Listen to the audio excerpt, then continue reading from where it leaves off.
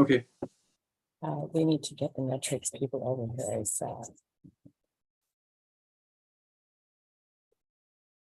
I'll call them right now. Give them a mess around with it a little bit. Well,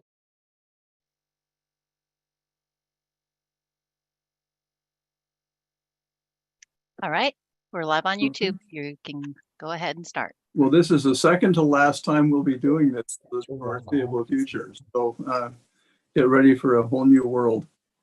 It's 9 a.m. and I would like to call to order the meeting of the Transportation Committee of Thursday, January 26th. Before we begin, please note this meeting is live streamed on YouTube and recorded. Members of the public are encouraged to watch and listen to the meeting online or by dialing on to 415-569-6446. It's 415-569-6446 for the audio of the meeting. If you would like to provide public comment at today's meeting, and if you haven't done so already, please call 415-569-6446. Say it again, 415-569-6446, and let the facilitator know what items you would like to speak on today. Madam Secretary, please call the roll. Thank you and good morning, everyone. I'm going to start with Director Hernandez. Hi, good morning. Good morning. Director Rabbit is absent. Director Rodoni. Present. Director Snyder. Present. Director Thier. Well, she was here a moment ago. Okay, I'll keep an eye out for her. Vice Chair Maston. Good morning, here. Chair Hill. Here. President Thierio. Here. Thank you. You have a quorum and you are also a committee of the whole. I'm keeping an eye out. We have directors Cochran, Conroy, Garbarino, and Parr also on the line. All right, I'm going to confirm staff. Dennis Mulligan. Present. Joe Wire. Yes. Eva Barr Furbish. Present. Kim Manolius. Good morning. Good morning. And I see Madeline Chun's here with us as well. yes, good morning. Good morning. Dave Rivera. Good morning, President. Mona Babauta. Present. Thank you. And Kelly Hopper. Present. Great. That confirms everyone on the line. And as I mentioned, I'll keep an eye out for any directors and I'll alert you if any other directors show up. So I'll turn it back over to you. Okay, thank you. I would like to remind everyone to mute their microphones until after staff's presentation and remember to unmute when we open up for directors' discussion. If we have any directors calling in by phone, please use your mute button or star six to unmute yourself. Is anyone calling in this morning? Okay. Yes, we have Director Conroy calling in. Okay, thank you. After staff's presentation, I will be asking for any questions or comments on the item. Click on the raise hand function if you have a question or press *9 if joining by phone. If there are any questions, the secretary or I will call on you accordingly. If we missed your raised hand, please speak up. After our discussion, we will ask for any public comment before moving on. Please follow along by referring to the page numbers located on the bottom right-hand corner of your meeting packet. Madam Secretary, please introduce the first item.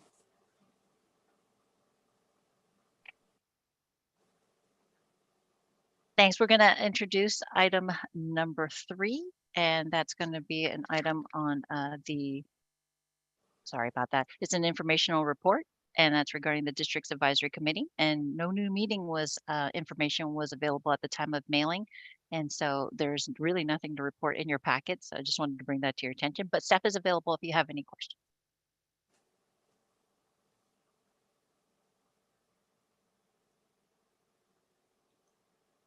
Hearing none, apparently. Do you see anything?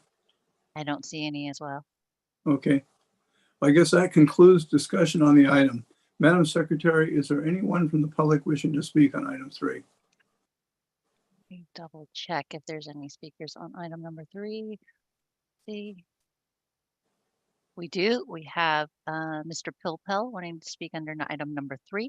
So in a second, Mr. Pilpel, are you there? I'm here. Can you hear me okay? We can hear you. Go ahead. Okay. I'm having some trouble hearing Chair Hill, but I'll work through that. So David Pilpel, good morning. There were recently of the FPAC, BPAC, and PBAC, but apparently that those agenda packets weren't available in time to include today. Just wanted to say that I support having uniform rules of order among the advisory committees. I have prepared a document to that end and shared it with staff. I don't believe it's been forwarded to the board. I did not prepare a cover letter. I can dress it up with a cover letter and send it to the board for your review. I just think it would be helpful in my view and experience to have rules of order set by the board relative to the advisory committees that this board created over the years. So that's my thought, and thanks for listening.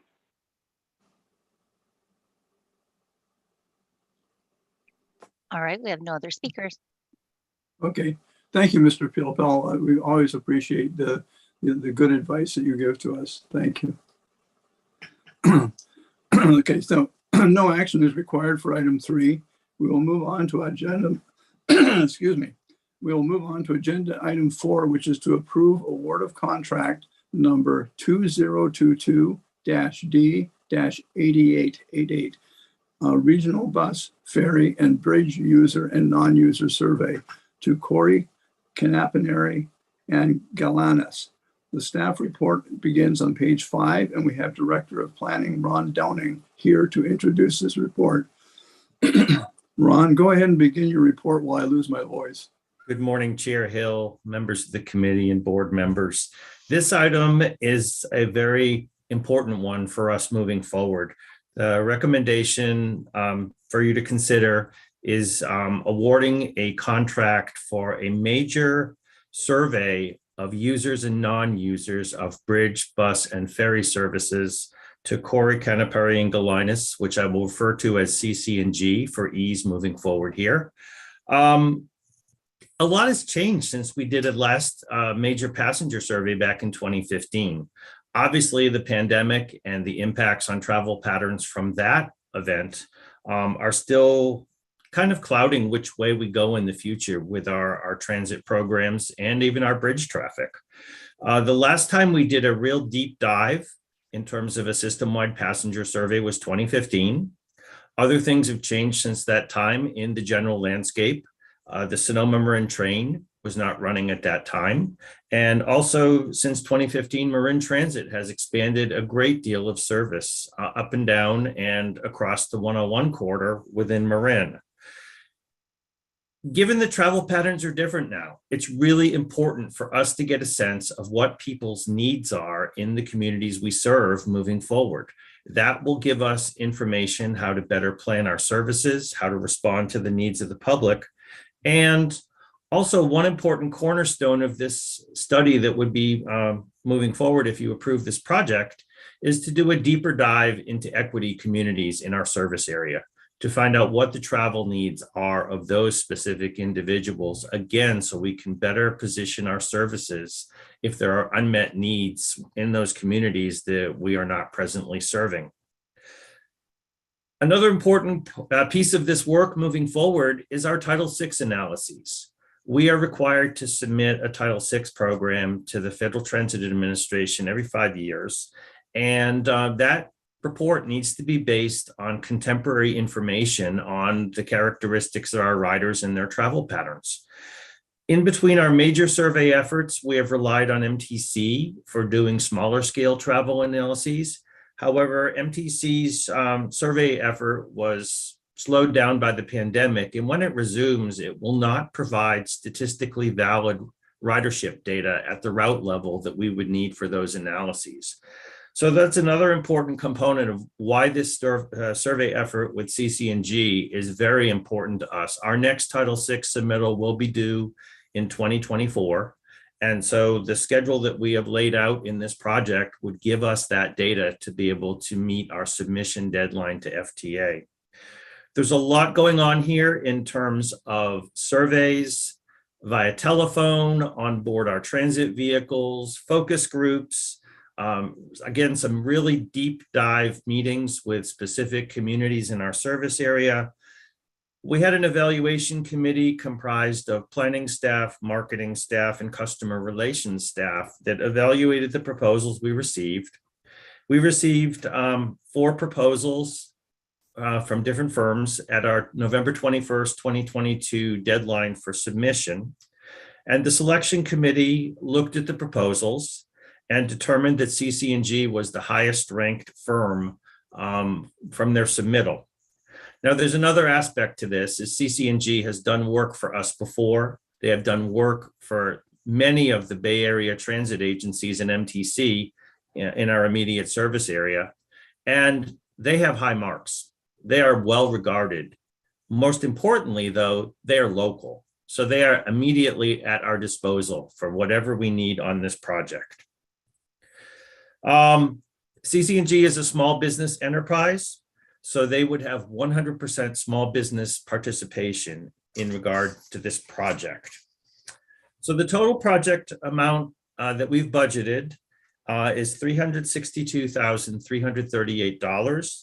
And we had planned ahead and put that in the operating budget for the Administration and Development Department moving forward to fund this project. I expect that it is going to be a 1-year project to completion, so some of that will spill over into next fiscal year. There's a lot of groundwork that will need to be done by the consultant. We're going to have internal meetings with district staff to best position the survey effort. And I think we're going to get some really good results. Again, I'm very comfortable working with CC&G. I think they're going to do a great job for us. And with that, I'd be happy to entertain any questions.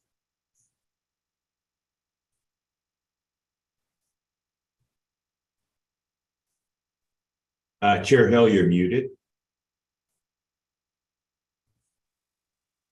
Dennis, do you have anything to add? Thank you. Staff respectfully request that you approve this item. It goes well beyond the data that we would need to collect for the Title VI analysis, and it will help us plan for the future. Okay. Are there any questions or comments from directors on item number 4? I see the hands up for Michael. Yes. I see Sabrina's hand first. Director Hernandez is Okay. his hand. Go ahead, Director Hernandez. Thank you very much. Good morning, all, and thank you very much for the report this morning. And thank you, Dennis, for your additional comment. It kind of answered another question that I had, but I do have, I guess, 3 questions. The first is based on your, and I should initially say I'm in support of the recommendation and we'll vote in favor of it, but just for my general knowledge, with regard to this survey, I noticed in the report that previous surveys were conducted in 2008, and then in 2015, there was another survey that was more abbreviated. So my first question, I guess to Mr. Downing is there a regular schedule of 6 years for revisiting this kind of information, or is it kind of random, or is there just no general formal schedule to do these types of reviews? That's the first question. The second question is, if you could help me understand who falls under the category of equity communities, could you define that term for me? And the third question relates to your next line after you introduced equity committees in the third paragraph is that this level of information was not specifically covered in prior survey efforts, and I assume that is because of what Dennis explained, as this information is not required for the Title VI analysis. And I'm gathering then, and if you can confirm that we are doing this just as extra due diligence in order to understand better the community that we serve and their specific needs. So, Ron, if you would help me understand those 3 things, I'd appreciate it. Most definitely, Thank you. Director Hernandez.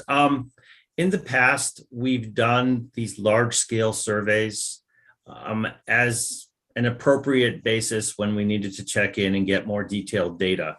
In between the major survey efforts, we've relied on MTC with their smaller scale travel surveys to provide us the Title VI data that we need. Because so much has changed where we are today, and because the MTC data will not be available in this cycle to meet our next Title VI submittal, we're trying to capture a lot of different things in this survey effort. And one of the most important things is to get a handle on our changing travel markets, which has not been captured in the most recent MTC survey, which was done in 2018. So this is a multifaceted approach to getting better information so we can move forward on what the communities need and also meet our federal submittal requirements. We don't typically do this on a frequent basis. It's a relatively higher cost effort to do a major survey like this. So in the past few cycles, we've relied more heavily on MTC to do the smaller scale survey with a match contribution from the district to be able to get that data. Does that answer your question? That answers the first question, but it creates another thought in my mind. And and that question is, and this may be more a question for Dennis and maybe even Joe, should we prioritize a standardized schedule to revisit this kind of information, to revisit, getting this kind of information and actually put it in the budget so that we are continuously aware of, have a better understanding of who our customers are and how we can serve them best. Instead of ones. Yeah, I think it's Thank a you. great question. We probably, Director Hernandez, we probably should do it more frequently than we have. I think we have a renewed focus, and we do want to do a deeper dive to understand our customers, particularly the communities of concern. The pandemic has demonstrated that there's individuals that we're their only mobility option, and we have a duty to them. And so I think it is something that we'll probably want to do more frequently. In the past, there is a fair amount of expense. And oftentimes it's just district funded, but I think you raise a great point. I think we should do this more regularly. Thank you, Dennis, and if you could, and the secretary could sort of not jot that down somewhere and create a path to being able to process the authorization to do that in whatever channels are necessary. And thank you. And so, Ron, my other questions were regarding the definition of equity communities. Yes. Thank you.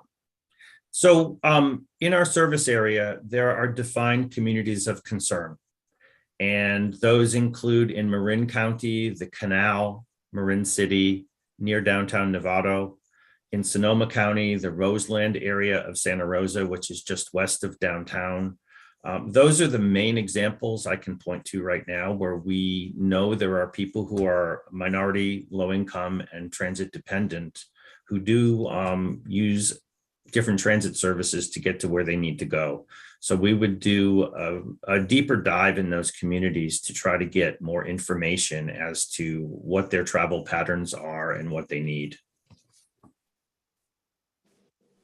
Thank you very much, Ron. I appreciate that extra information. And Dennis, thank you. Thank you, Mr. Chair.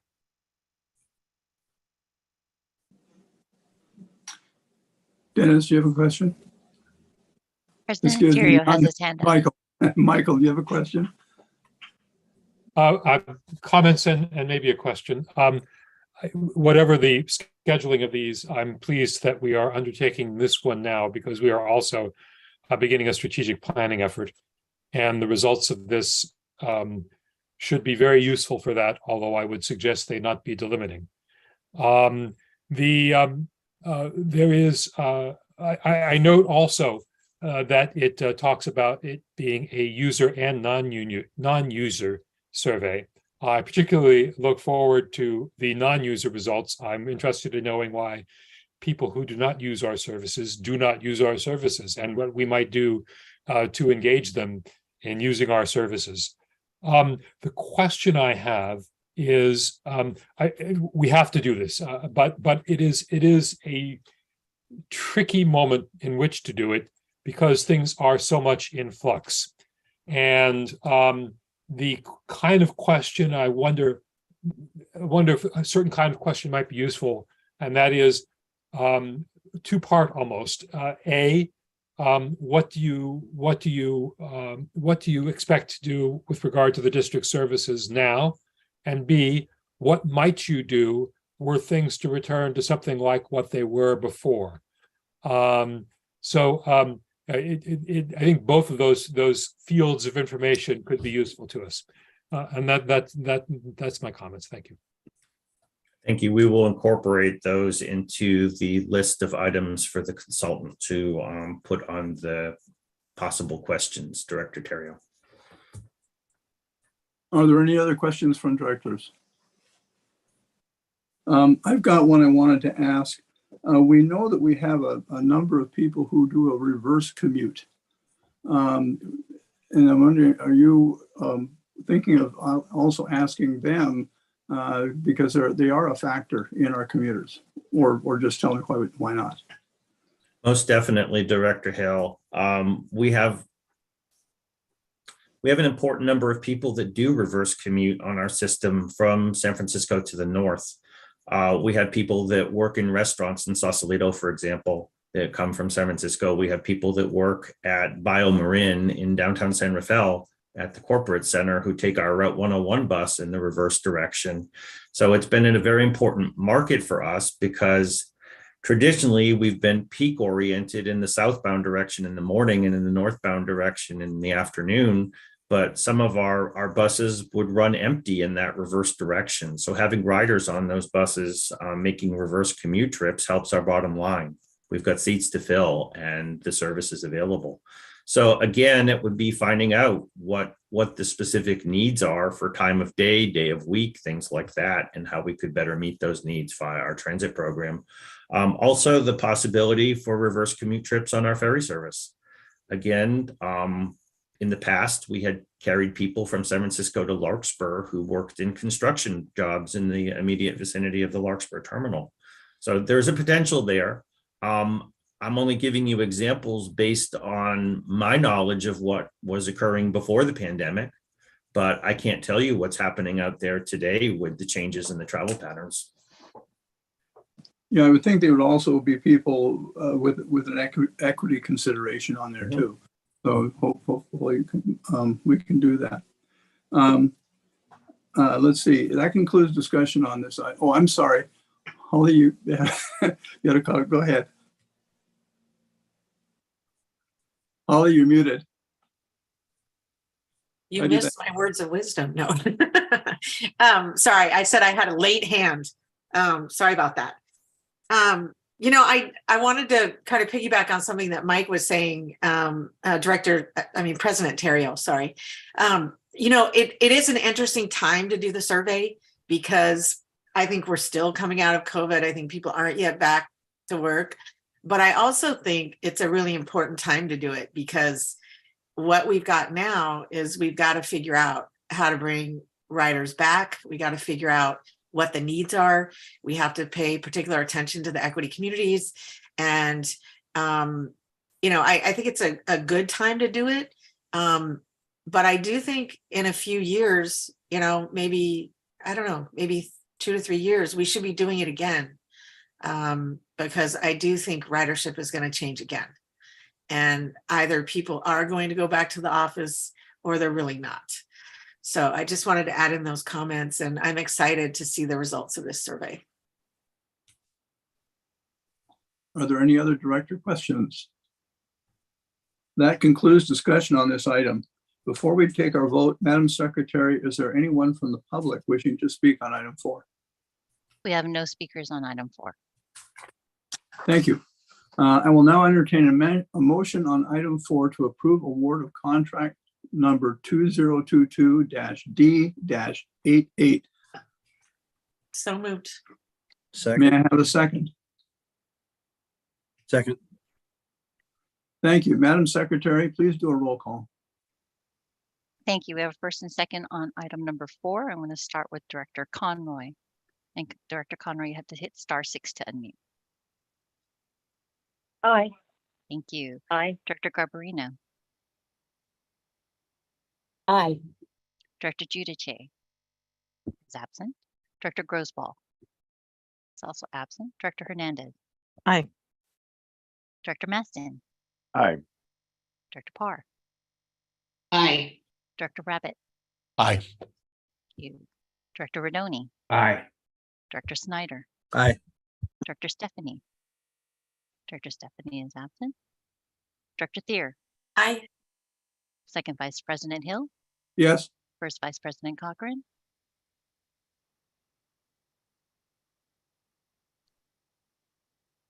First Vice President Cochran, you there? Oh, I see your hand up. You have to hit *6 to unmute.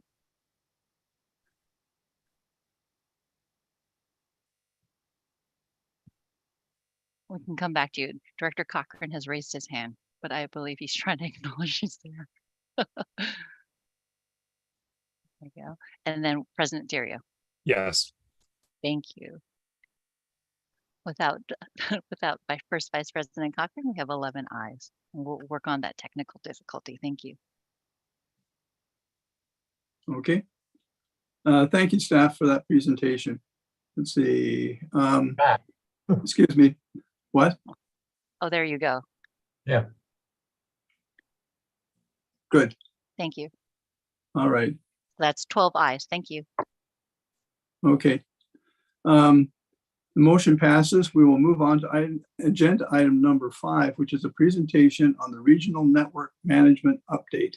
The presentation begins on page 7, and Ron Downing will kick off this presentation. Ron, please begin.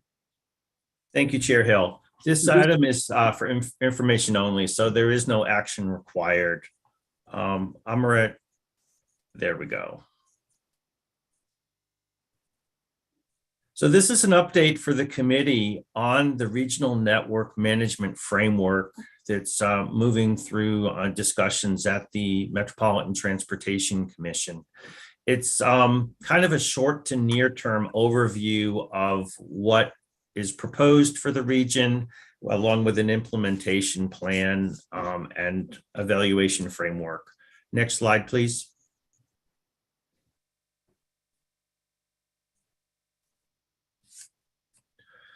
So back in February 2022, I gave an update to the committee about regional transit coordination.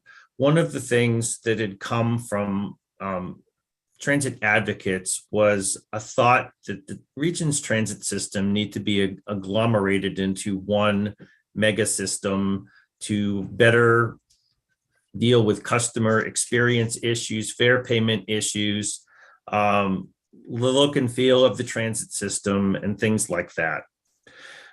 Back in February 22, I noted to the committee that the region's transit operators have coordinated to an unprecedented level through the pandemic and looking at ways collectively to improve the customer experience, developed a can-do philosophy working together. And coming out of the Blue Ribbon Task Force for Transit Recovery were a number of key themes that would provide benefits to the customer in the areas of fare integration, common mapping, wayfinding symbols at the different transit stations, transit priority improvements for speed and reliability benefits.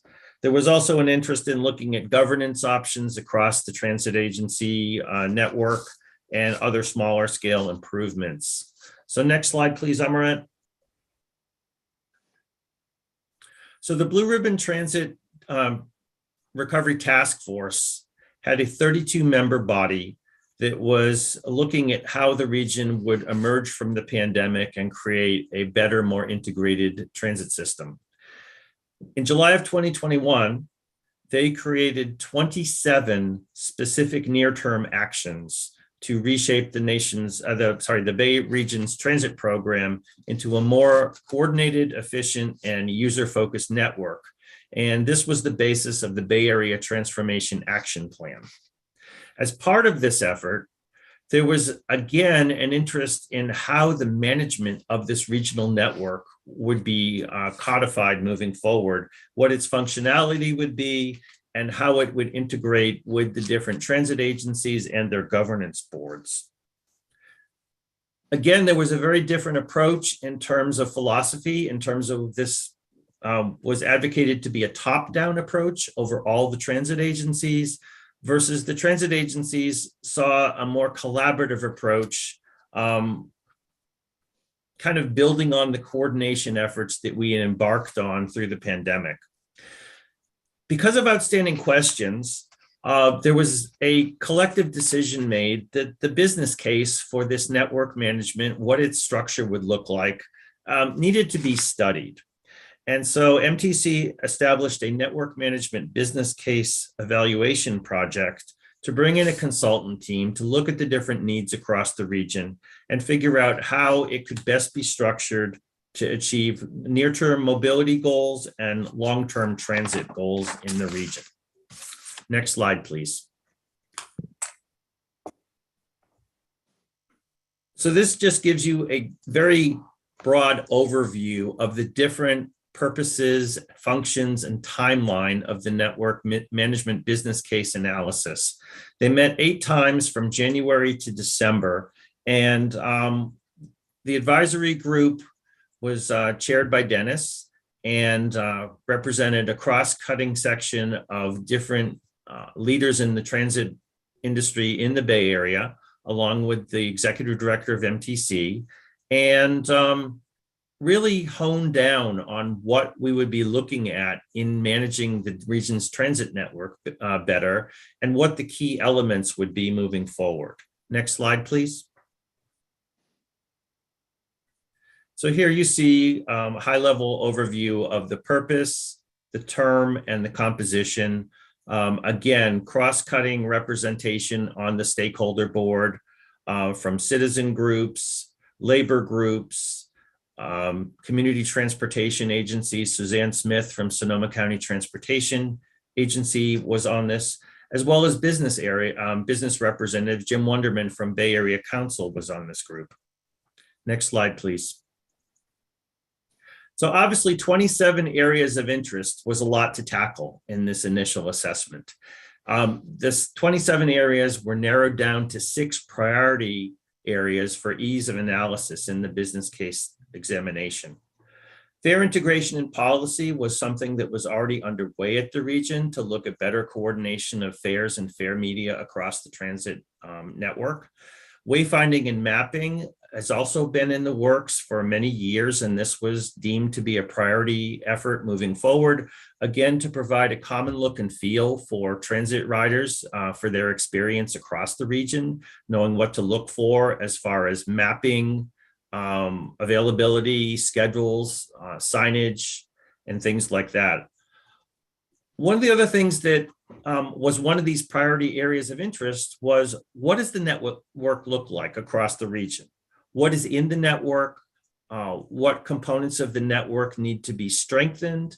High volume corridors, for example, equity communities having better levels of service.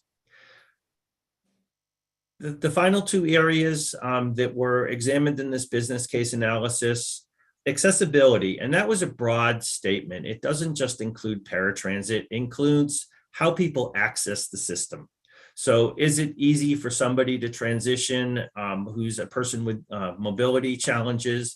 Is it easy for them to transition from a bus bay at a BART station into the BART system? Things like that. And one of the things that's not of critical importance to this agency, but there was an interest in looking at how the region's rail system is governed. And that is primarily focused at BART and Caltrain. So I'm not going to spend a lot of time on that one. Next slide, please. So again, as this evaluation moved forward, there was a need to refine the focus down to these 6 priority areas, look at the possible operating model concepts to govern this, manage this moving forward, and to assess the current state of process, roles, and governance as they affect these 6 detailed areas of examination. And again, the consultant was charged with documenting all of this information to look at gap analyses and recommendations moving forward. One of the things that was of most interest was, could shifts in mode benefit the future state of this network? And again, that kind of is embedded in what I was speaking to in the last item on the board presentation is the pandemic has shifted travel patterns dramatically. And people that reside in equity communities across the Bay have a certain level of service need that may not be met by the current network, particularly if they have to travel across the region.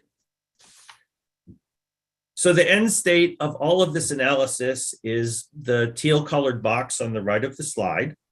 Where we are today is to reconcile the findings across the different functional areas and recommend a preferred regional network management framework with a set of actionable next steps.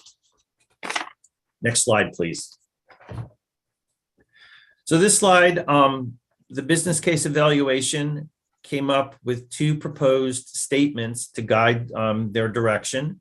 One was a mission statement of a core purpose to drive transformative improvements in the customer experience for regional Bay Area transit. The proposed vision statement was to advance regional goals in equity, livability, climate, and resiliency through a unified regional transit system that serves all Bay Area populations. And by unified, it's not viewed as one entity over everybody. It's a coordinated and collaborative approach at the region's transit needs. So the next slide, please, Amaret. So the details of the benefits that might accrue from a regional approach would be, for example, improving the customer experience through reduced travel times. Bus service in particular is subject to being caught in traffic and slowing down the speed of that vehicle. San Francisco has achieved incredible success with their red lanes that they've initiated on various corridors, as well as the bus rapid transit corridor on Van Ness Avenue that we are a partner in and are achieving travel time savings from. Improving equity, of course, is a cornerstone of this, making sure that people have time-effective access to where they need to go, who may not have access to an automobile. Simplifying the user experience as far as fare payment, information, enhancing accessibility, and importantly, under customer experience, increasing the affordability of those transit trips. So as far as efficiencies, what they were looking at was sharing of costs in some areas, generating economies of scale, reducing time on coordination activities, duplicate efforts. The mapping and wayfinding project is a good example of that, where different transit agencies produce their own maps at different transit stations. And doing that on a regional approach would unlock some of those efficiencies. We've benefited from a regional wayfinding project that MTC has had for about 10 years. Our mapping at the San Rafael Transit Center is consistent with other regional hubs. So people know where to look for information. The information on the different bus routes, for example, is displayed in the same format at these different transit hubs across the region.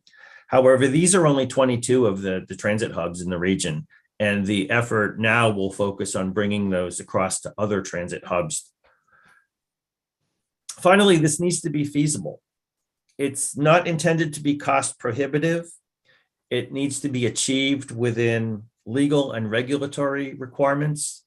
Each of the transit boards across the region, such as yourselves, in their governance sets the fare policy.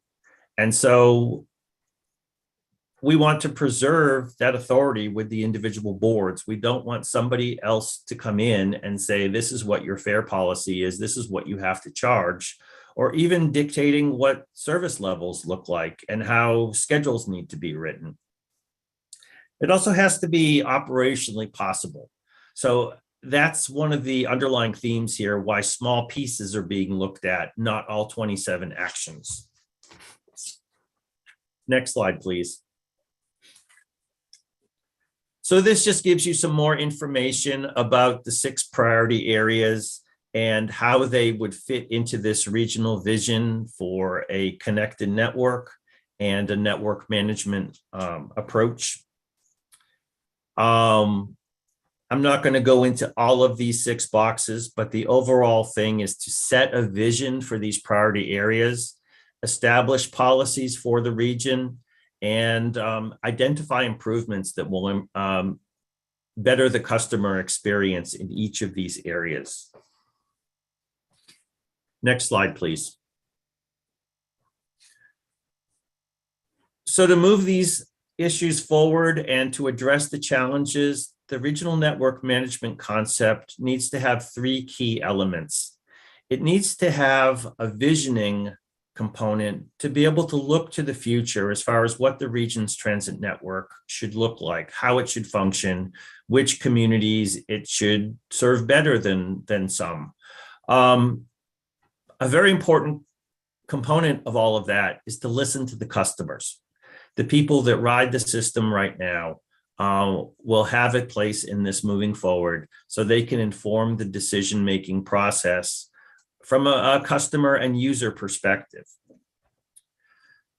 The steering element, or kind of the governance of this regional network management, is proposed to be in a regional network management council, which will be composed of general manager level transit operator and MTC leadership that can represent the interests of the stakeholders, make critical decisions, and provide leadership.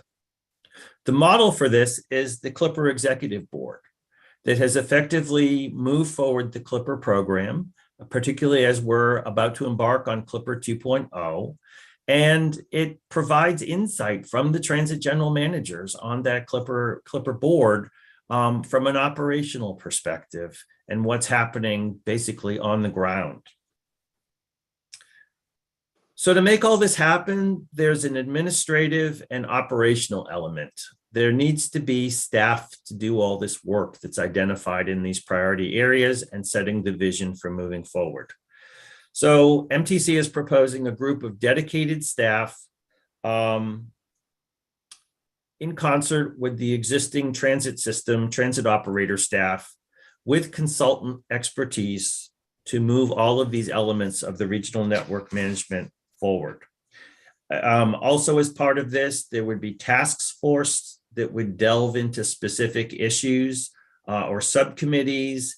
And these would be operators and stakeholders that may delve into areas such as paratransit to develop policy recommendations and options for moving forward to improve the customer experience. Next slide, please.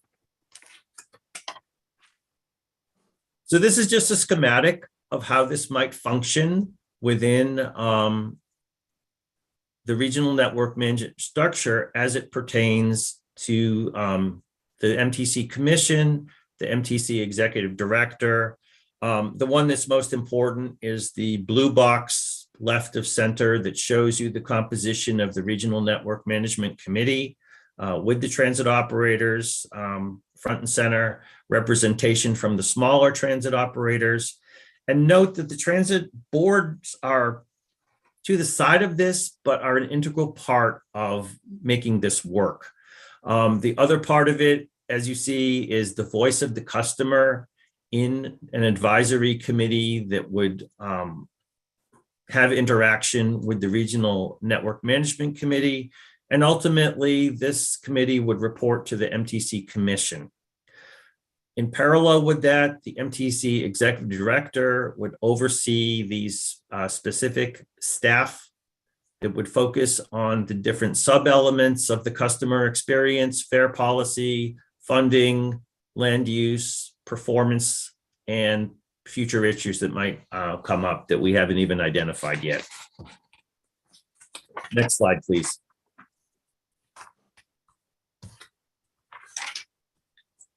So this is just another way of showing you how this Regional Network Management Committee would interact with the MTC Commission.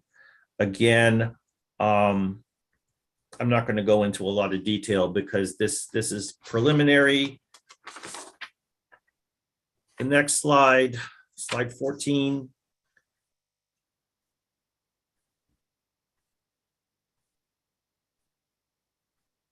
Thank you.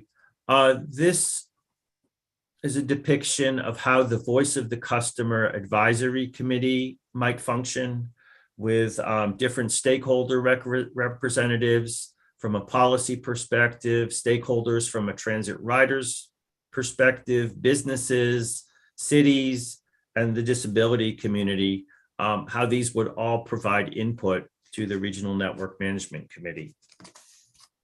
Next slide, please.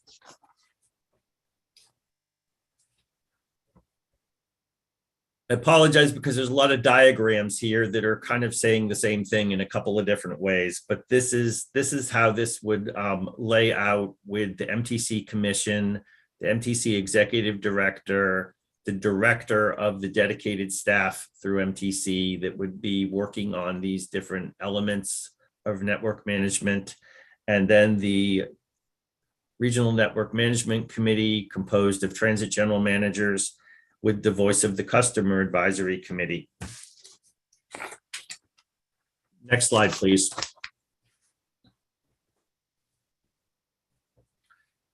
So this diagram just shows the rollout over the next 3 years or so, how this function would begin to be codified. Obviously, it needs to be endorsed by the MTC Commission to move forward. We need to establish how the leadership of this is going to function. We need to develop the technology and the tools to drive the standardization elements and improve efficiency of the region's transit network. And then come back and look at things and provide incentives to implement some of these elements. This would all ultimately result in a more defined long-term framework for regional network management. So again, we're starting out kind of putting this all together, seeing how it works, refining it, and hopefully by 2026, it would be in a more final form. Next slide, please.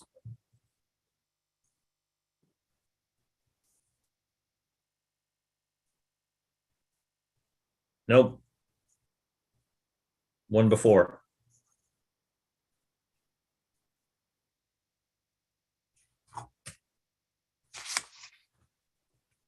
So one of the things to consider moving this all forward is how to assess the effectiveness of this program.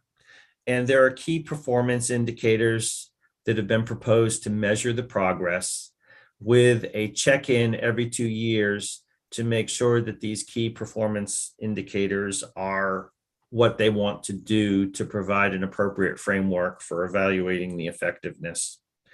So again, this provides a framework over the next 3 years to expand, refine, enhance, and sharpen these different key performance indicators. Next slide, please. So MTC has identified the fully loaded staff costs for this regional network management on their side of the table. And with basically 3 to 4 dedicated staff members on the MTC side, they're estimating $1.3 million to $2.1 million of funding that would be necessary. Now, this needs to be new money to the region. It can't come out of existing transit budgets. And I'll show you on the next slide, one of the early thoughts to fund this was to take money off of the top of the STA state transit assistance money that comes to the different operators to sustain our operations. That seemed to be more of a trial balloon. It hasn't resonated well. And so the next slide, you'll see where Amaret, yeah. The next slide you'll see, this had gone to the MTC Executive Committee on January 15th. And for those of you that remember history, we had to go to press for mail out on this PowerPoint before some of the parts stopped moving. So in a way, this is kind of analogous to the Dewey beats Truman headline that some of you may recall from history, where the slide itself indicates that MTC's deputy director had proposed that some of the funding for this come off of the top of state transit assistance money. That is now shifting in a way to suggest that there are other sources of funding that need to be looked at to fund this project. I think President Terrio, you had heard a presentation to this effect at one of the recent meetings. So it's not as what you see on the slide here today. There's going to be a regroup on how to fund this regional network management. So there's a lot of other pieces that need to be strategized on here. There are transit agencies that do not have representation on the MTC Commission. And so MTC is considering how to address two of the major region transit operators, AC Transit and BART, do not have representation on the MTC Commission. Obviously, their support is very critical to moving this forward. So there's a lot going on here. Dennis may want to add some additional perspective on this. Again, this is just for information, so you have a better sense of what's moving forward in the region. If I may, Mr. Chair, I think the broad intent of MTC is to institutionalize a lot of the ongoing collaboration that's taken place since the start of the pandemic. So I think that was kind of the underlying goal. And then one thought was the Clipper executive model is a model where we all collaborate on portions of this without usurping the authority of boards like yours. And so but it would institutionalize it. So I think that's the intent. MTC says they need staff to do it. It's new work.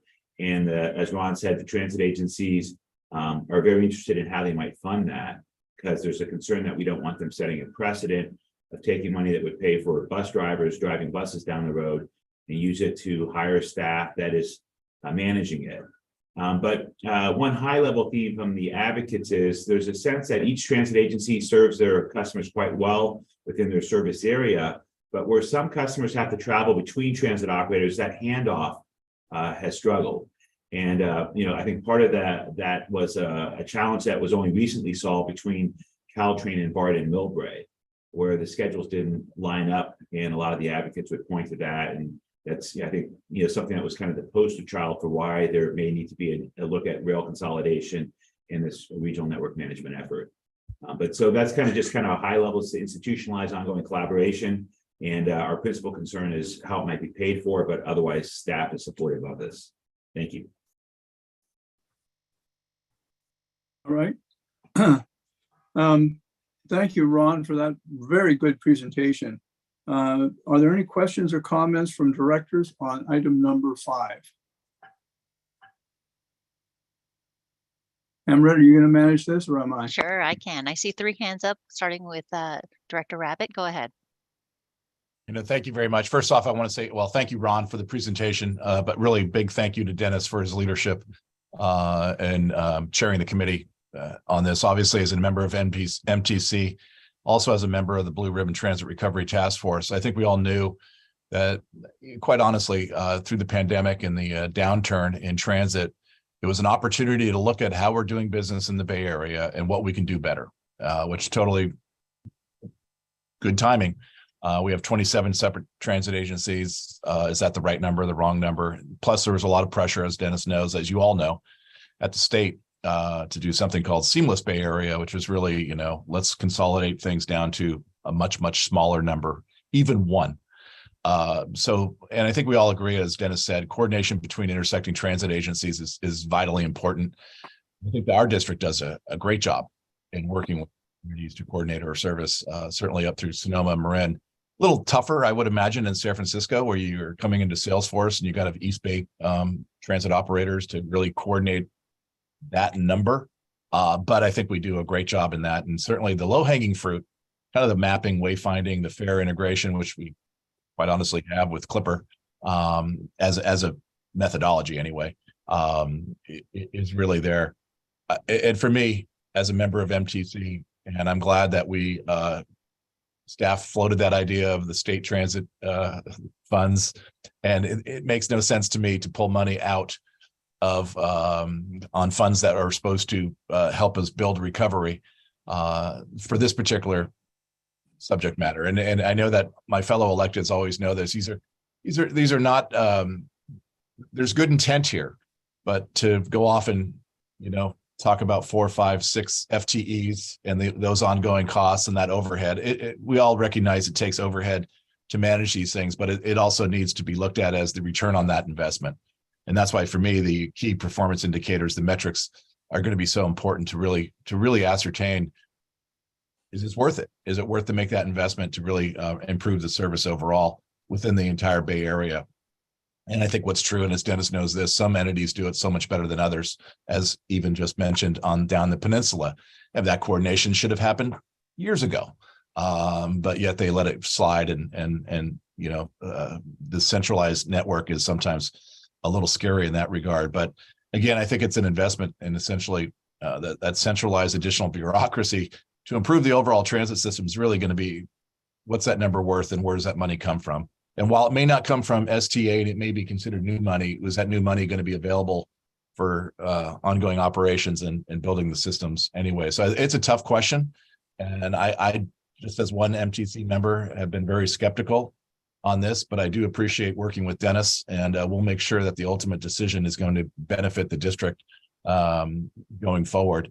So I use that kind of as my compass. How would the district actually be better off with something like this in place? And how would we improve our customer service by making this investment going forward? So not to say that it's not a good thing to look at for a region, but really trying to make sure the scale and scope of it doesn't get out of hand too quickly going forward. So again, thank you, Dennis, for your leadership there. Next, we have Director Snyder. Thank you. Yeah, thank you, Director Rabbit. And it's such a great asset on just kind of the whole knowledge of the system and being on MTC. It's great to have you on that board. And this is quite an interesting. I really appreciate the presentation and the whole scope of this is so kind of big. And with as you said, the 27 transit agencies. I know that, I have a Clipper card, and I guess that's not the end all be all of trying to coordinate everything. And I know SMART does a good job of aligning our ferry system and our bus systems. And I think internally we're kind of our own model of having all three or almost four transit. And I think with Dennis being able to bring what we know to a larger region is a great asset. I'm just curious so is this thing is and what's the scope of the mandate from the state? Is it just to have a coordinating body, or is it to actually long term? It could easily be a slippery slope. I know that whole whole regional kind of I know fear of losing control of our own ability to do what we want is something that I would worry about. But what is the mandate and the scope and the long-term thing? Is this just kind of just a purely a coordinating thing, or do you think there's going to be more mandates that come down? Or what are the things we should be aware of around that? This effort is a collaboration, and it institutionalizes that collaboration. The proposed legislation, which died in the last session and which has been introduced now by two different authors a couple times, would go much further beyond that. And really the question that we pose the advocates is, what's the problem you're trying to solve? Is it to create one super entity for the purpose of creating one super entity so you can go run it? Or is it do what's best for the customer? And we feel that this is something that should be tried, and it should be moved incrementally, and it should be moved forward in a fashion that doesn't make things worse, doesn't have unintended consequences of ruining what great service exists today. A lot of the small local operators in Marin and Sonoma County do a fantastic job of understanding their communities, and you wouldn't want some regional czar to upend all that while trying to solve a problem. Also, the work that your staff does and that the other agencies does is very complicated, because if you change schedule so the Caltrain and the BART train meet at Millbrae, it affects the whole rest of the system. So Right. then, our bus at the Del Norte BART station may have to change the schedule.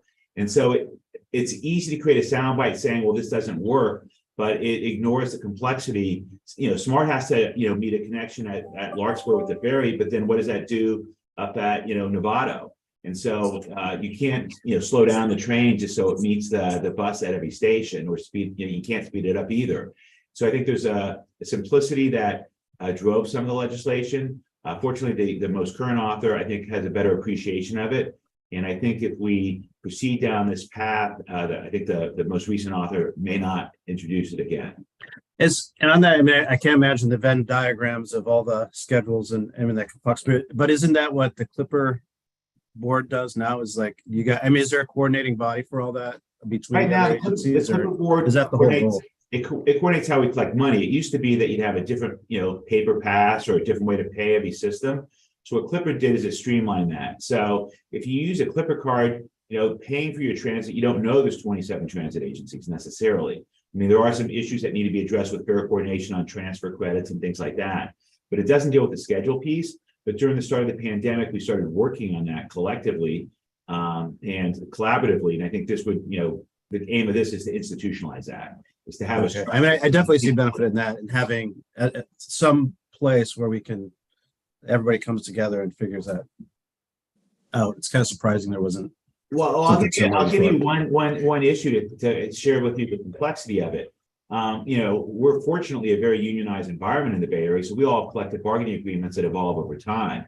So if you want to change the schedules the same day for all agencies, all collective bargaining agreements then need to, perhaps ours don't, fortunately, but many of them would need to be modified to change when the signups are. The other complicating factor is a lot of local buses are taking kids to school.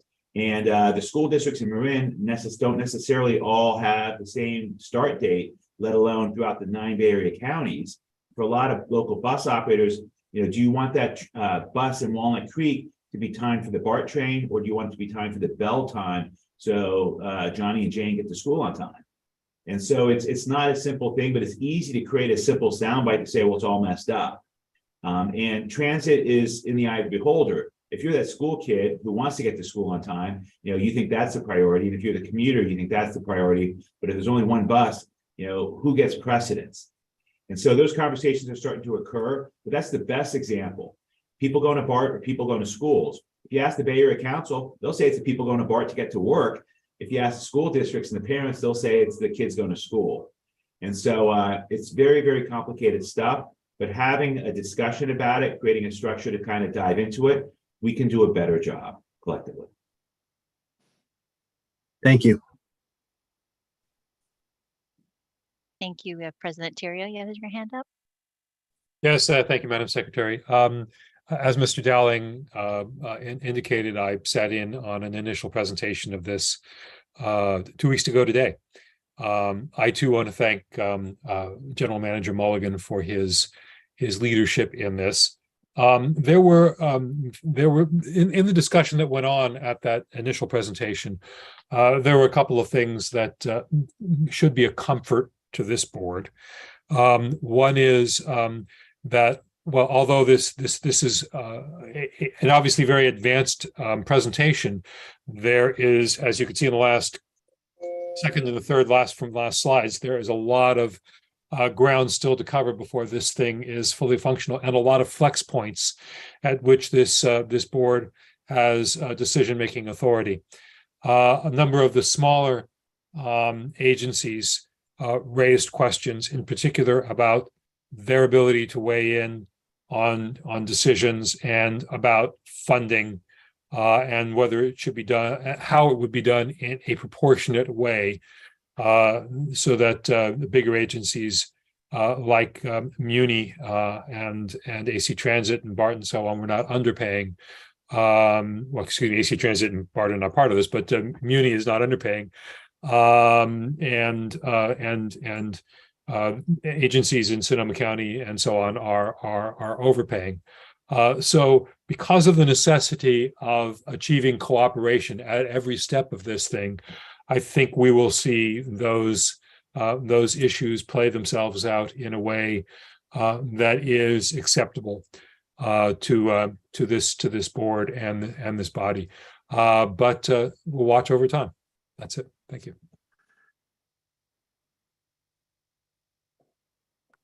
Are there any other comments by the directors?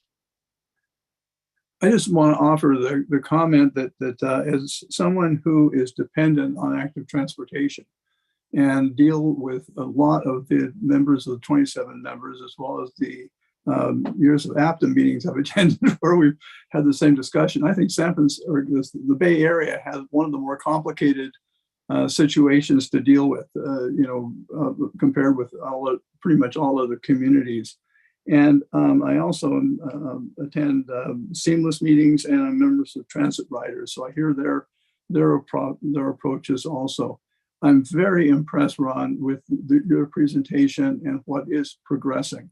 And it's obviously going to take a very long time, but we're paying attention to it now, which we weren't so much before. And I think that's the most important thing, is that we'll be able to create a lot more coordination and cooperation on melding things so that we have reliability with fare structure, we have reliability with accessibility. And by accessibility, I'm not speaking only of people who have movement problems, with accessibility and being able to make a schedule and have a consistency. And so I'm not going to go into the details a lot, but I think this is a major step forward.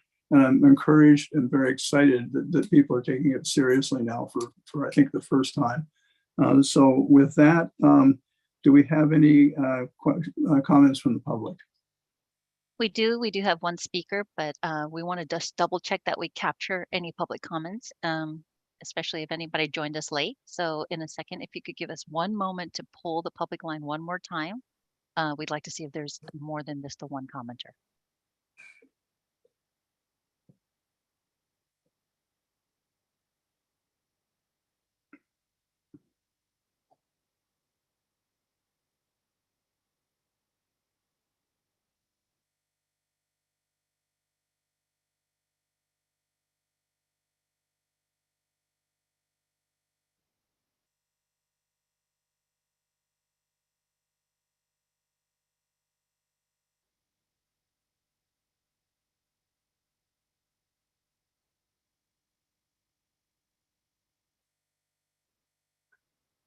All right, I'm going to just introduce our one. We have the one speaker, Mr. Pilpel. David, are you there? Right. Yes, I am. So on this item, I appreciate the staff work here throughout the district. I'm unsure how someone like me could be more involved in this effort. This seems like this could be a good use of my time, given my past experience. I could use a little guidance on how to be more involved there. Just to give two examples of coordination and consolidation, there's a later item today on setting a hearing for the transit fares. The district's current fare in San Francisco is much higher than Muni SFMTA's fare. I think that could be lowered to match because certainly the district's quality of service in San Francisco is much better than MTA's. But in any event, it's still a transit trip by bus in San Francisco, and it isn't clear to me. I mean, there are historical reasons, but it isn't clear going forward why that fare needs to be that much higher for Golden Gate. So that's an example of fare coordination. And in terms of operations consolidation, I continue to believe that Golden Gate is a great operator and in fact should operate all the service north of the bridge that's currently operated by Marin, Petaluma, Santa Rosa, and Sonoma County. And so clustering those operations could achieve the some efficiency savings by having a bigger division in Santa Rosa, for example. But that's the kind of thing that I think may flow from this, but it seems like that happens years from now, if at all. HOV and transit priority lanes, in my view, only make sense in high use but slow corridors, and I'm not sure how many of those exist off of 101 in the North Bay. On page 18, another layer of staff doesn't seem like the best approach. I would use existing staff, both at MTC and the operators, and the composition of one of those bodies created seems like too much emphasis on the MTC Policy Advisory Council. I think the overall goals are good and I support them, but I just don't like some of the implementation details. If staff can advise how and who I can direct more specific comments to, I'm happy to follow up with that. Thank you very much for listening. If I may, Chair Hill, I can respond to some of the speakers' comments and questions. If that's sure. Yeah, thank you for your comments, Mr. Copel. MTC does have a policy advisory committee, and I would encourage you to reach out to MTC to throw your hat in the ring to be a member of it, because it is the entity where a lot of this comes together, and someone with your vast knowledge and expertise could provide meaningful input. With respect to our bus service in San Francisco, it is different from Muni service in that we offer express bus service as opposed to a slower milk run type service.